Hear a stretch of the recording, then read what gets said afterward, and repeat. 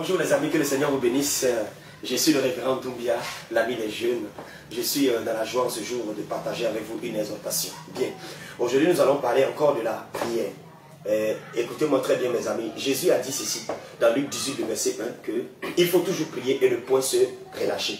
La prière est très importante, la prière est vitale, la prière est capitale. En fait, tu vas te rendre compte que tu peux tout faire.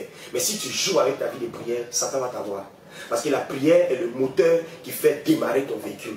Qu'on le dise ou pas, mes frères et mes soeurs, quelle que soit la technologie, rien ne va remplacer la prière. On peut changer de stratégie de prédication, stratégie de louange, etc. Mais en ce qui concerne la prière, écoute-moi très bien, la prière sera d'actualité. Aussi longtemps que nous serons sur cette terre, nous allons continuer de prier. Et je te pose la question actuellement, quel est l'état de ta vie de prière? Quel est l'état de ta vie de prière? Quelle note peux-tu donner à ta vie de prière? Il est écrit dans 1 Thessaloniciens 5, verset 17, que de prier sans cesse. La raison pour laquelle Dieu nous dit de prier sans cesse, parce que sans la prière, sans la communion et l'intimité avec le Seigneur, il n'y a pas de vie. Sans lui, nous ne pouvons pas. La Bible dit que celui qui demeure en Christ et Christ demeure en lui, il va porter beaucoup de fruits. Demeurer en Christ, c'est avoir une intimité avec Christ. Le tout n'est pas d'aller à l'église, d'aller dans le groupe de jeunes, de prier, de s'unir aux autres, mais d'avoir une intimité. Beaucoup de personnes peuvent prier en public, mais ils n'ont pas une vie de prière personnelle à la maison. Donc le thème de mon exhortation aujourd'hui, c'est l'orgueilleux et la prière. L'orgueilleux et la prière. Voyez-vous, l'orgueilleux c'est qui? C'est quelqu'un qui s'en fout. Genre, c'est quelqu'un qui dit que non, oh, lui, il n'a pas besoin de Dieu. En réalité, toute personne, écoutez bien, tout jeune, toute femme, tout homme qui refuse de prier, il est en train de dire simplement à Dieu, Dieu, je n'ai pas besoin de toi, je peux me débrouiller tout seul. Pour mes projets, il peut me débrouiller tout seul. Il a fait quoi? Il a prié par rapport à quoi? Vous comprenez? Donc quand tu refuses de prier, c'est ce que tu es en train de dire. Et nous allons voir aujourd'hui le comportement de l'orgueil et la prière. L'orgueil dit ceci, il n'a pas besoin du Seigneur. Mais le Seigneur a dit, sans moi, vous ne pouvez rien faire. Il n'a pas dit sans ta femme, sans ton argent, sans tes diplômes, sans ton entreprise, sans ton compte bancaire, sans ton mari, sans ta femme, sans ton pasteur. Il dit, sans lui, Jésus, tu ne peux rien faire. L'orgueil aime bien se moquer des gens qui prient. Vous allez voir des orgueils, quand ils voient des gens en train de jeûner, en train de prier, en train d'aller dans les retraites spirituelles. Et là, ils regardent, ils se moquent d'eux. Il se dit que ceux-là, ils perdent leur temps. C'est comme ça l'orgueil se comporte. Quand on va dans les réunions, tu vois des gens sortir prier, lui il est là, les bras croisés, puis il regarde tout le monde. 2. L'orgueil se dit en son cœur qu'il n'a pas besoin de prier pour régler ses problèmes. Jean, il a des contacts, il appelle ici, il appelle là, il suffit d'envoyer un SMS là, il écrit une lettre là, lui ses problèmes sont résolus. Et c'est dans ça, souvent certaines personnes se collent le mur et ils voient que les personnes, ceux qui comptaient là, les personnes là, les ont tous déçus. Toi, jeune homme, tu comptes sur qui? Tu comptes sur ton oncle, tu comptes sur ta tante. C'est ça. Beaucoup de jeunes dont les parents ont un peu d'argent, sont aisés, ils ne connaissent pas si Dieu, hein. Ils comptent sur les hommes. Donc quand tu leur dis de chercher la face de Dieu, ils ne comprennent pas ce que ça veut dire. L'orgueilleux se dit que bon, il peut tout. L'orgueil, troisièmement, croit qu'il est capable et fort avec son intelligence, ses relations. Donc il n'a pas besoin de prière. S'il a un problème, il appelle le ministre. S'il a un problème, il appelle le député. Mais tu es très orgueilleux, tu es dangereux. Parce que tu peux compter sur les hommes, mais tu ne sais pas celui qui est en face de toi qui rit là. Quel est l'état de son cœur? Quatrièmement, l'orgueil ne demande pas pardon à Dieu dans la prière pour ses péchés qu'il a commis. Il s'en fout. Il peut mentir, il peut voler, il peut commettre l'immoralité. Et puis il vient, oh Père, je te loue de ce que tu es merveilleux. Et puis à l'aise, il ne se répand jamais. Lui, il va demander pardon à Dieu pour faire quoi? Pourquoi? Or, il est écrit dans la prière de notre Père que le Seigneur nous a montré comme exemple, comme modèle, que pardonne-nous nos offenses. Donc il faut se repentir, il faut crier à Dieu. Mais l'orgueil, il s'en fout. De lundi à dimanche, il ne va jamais dire Seigneur, pardonne mes péchés. Parce que tu es saint, penses-tu que tu es parfait? L'orgueilleux, quel est ton cœur vis-à-vis de la prière? Quand tu vois les autres prier là, se repentir, confesser les péchés là, toi tu dis que non, tu es parfait. L'orgueil, voilà l'attitude de l'orgueil. L'orgueil dit ceci, l'orgueil banalise carrément toutes les rencontres de prière et il aime plutôt se promener. Quand on dit non, il y a une rencontre de prière pour la nation, il s'en fout. Quand on dit il y a une rencontre de prière pour tel pays, il s'en fout. Quand on dit qu'il y a une rencontre de prière par rapport à la situation de l'église, il s'en fout. L'orgueilleux banalise. L'orgueilleux préfère aller se promener, aller dans les bars, les boîtes de nuit, aller, comment on appelle ça,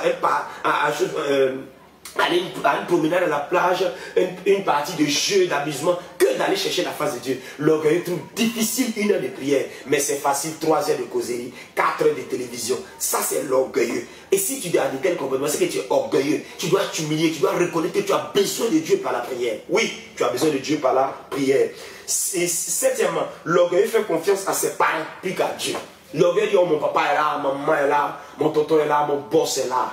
Tu comptes sur qui? Celui sur qui tu comptes là peut mourir aujourd'hui. Il y a des jeunes comme ça, on leur a dit comptez sur le Seigneur. Non, je veux compter sur le vieux, je veux compter sur la vieille. Et il y a eu un accident, les parents sont morts. Et il y a eu un défi, les parents sont morts. Ils sont partis sans laisser d'héritage. Et ceux qui étaient enfants choyés, enfants de riches, se retrouvent maintenant à gauche et à droite dans la pauvreté, la misère. Est-ce que tu ne vas pas t'humilier? Ce péché est en train de te cogner. Ta vie spirituelle, ça ne va pas. Mais tu joues à la prière. Tu es orgueilleux, ma soeur, mon frère. Tu es orgueilleux, ma soeur. Humilie-toi. Reviens sur tes genoux. Reviens dans le lieu secret de la prière. Les jeunes d'aujourd'hui, ils aiment tout. Ils aiment sortir des temps. Ils aiment théâtre. Ils aiment concert. Ils aiment amusement. Mais quand tu dis, viens, on va prier.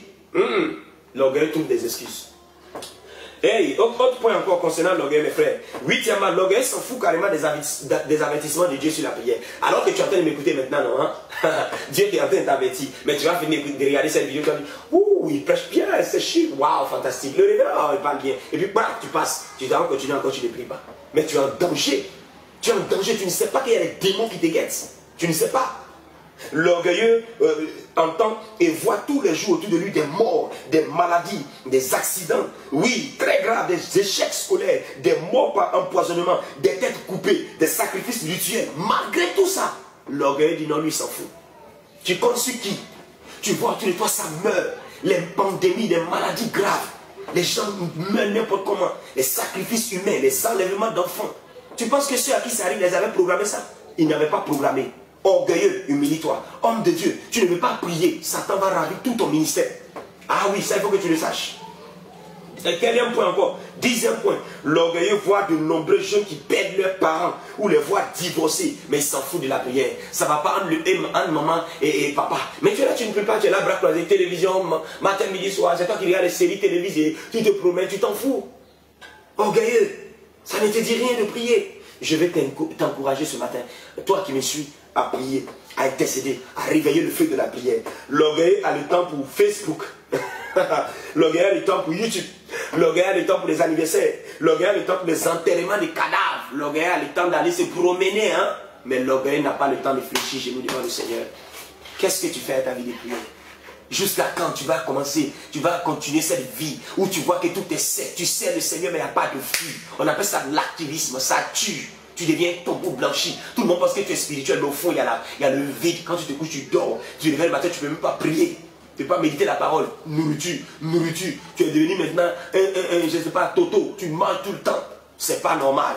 Il faut crucifier ta chair. On ne prie pas parce qu'on a envie de prier. On prie parce qu'on doit prier. Quand tu te lèves le matin, est-ce que tu as envie de te brosser? N'est-ce pas que tu t'es habitué à ça, devenu comme un principe? C'est comme ça la prière. Quand tu vas commencer à prier, la culture de la prière va se développer en toi. On ne prie pas comme une tradition pour calmer sa conscience. Non, parce que papa est là et tu dois avoir une relation avec ton Père qui est Dieu. Et ça va te donner la vie, ça va te donner la force. Tu comprends ce que je suis en train de dire? Ne sois pas comme l'orgueilleux. Quoi d'autre encore? L'orgueilleux, écoute-moi très bien, c'est le dernier point. L'orgueilleux s'est dit en lui-même, ouf, j'ai pas besoin de prier. Mon pasteur prie déjà pour moi. Regarde l'orgueilleux. Il y a te dire une chose, malgré que ton pasteur prie pour toi, malgré que cette soeur prie pour toi, malgré que ta mère spirituelle prie pour toi, il y a une vérité, c'est que c'est elle qui prie toujours, c'est lui qui prie toujours. Toi, tu ne pries pas. En ce qui concerne la prière, il n'y a pas quelqu'un qui va me soutenir en prière. C'est au pied du mur qu'on voit qui est le vrai maçon. Apprends à prier. Toi qui priais 5 minutes, monte un peu, il faut passer à 10. Toi qui priais 10, il faut passer à 30. Toi qui priais 30, passe à 1 heure. Toi qui es arrivé à 1 heure, tu dis, oh bravo. Non, il y a 2 heures. Oui, je te dis, il y a 2 heures, il y a même 3 heures, il y a même 10 heures de prière où tu t'enfermes et tu parles à Dieu. Tu prends les sujets de prière, tu intercèdes pour les nations, tu intercèdes pour ton église, tu intercèdes pour ta ville, ton village, ta communauté, ton chef d'État, le gouvernement, tes frères et soeurs de l'église. Tu prends leur nom, tu intercèdes pour eux. L'orgueilleux et la prière, c'était le thème de mon exhortation.